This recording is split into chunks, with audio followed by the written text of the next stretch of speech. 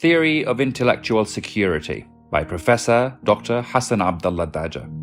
In this theory, the researcher deals with the various aspects of intellectual security, which he defines as the soundness of thought and its results, and their moderation in accordance with the intellectual style of the nation to which the individual belongs, away from extremism and immoderation. Based on the last two words of the definition, the meaning of intellectual deviation can be deduced as the opposite of intellectual security. The researcher discussed various previous hypotheses and their limitations, and he showed the consequences and risks of intellectual deviation.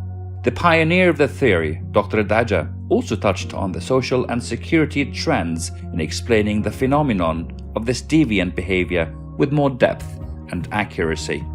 Based on the first subjective trend that links deviant behavior to psychology, that is, the internal factor controlling the individual and from which crimes are committed, perhaps what indicates the second objective trend, which is that trend, these schools attribute behavioral deviation to basic factors, including social and economic ones.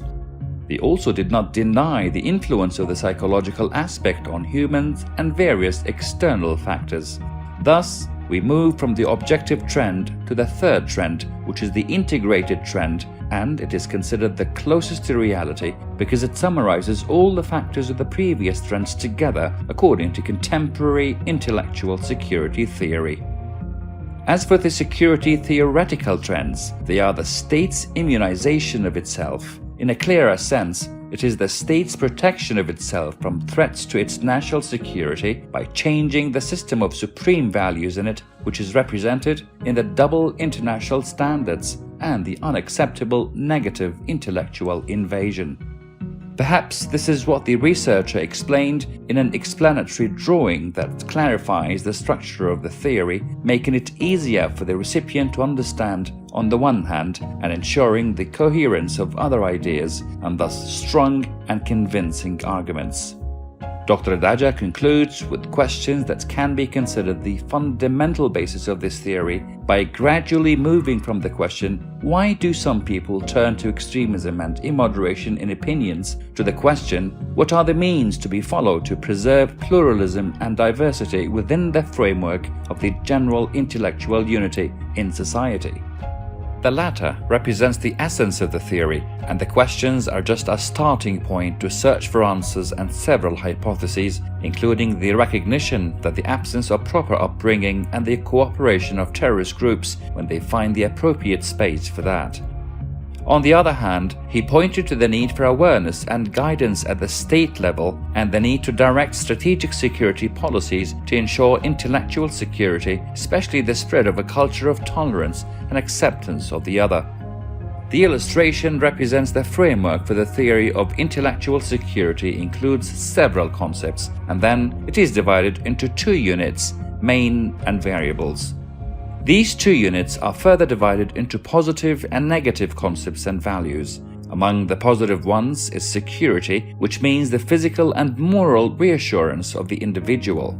An example of the negative values and concepts is civilization clash, that is, the conflict of nations' values and beliefs based on interests. Then, the concepts and variables are divided into three units: national, international, and national and regional units. Examples of major national units are family, mosques, communication, and media. They also include the economic and political environment.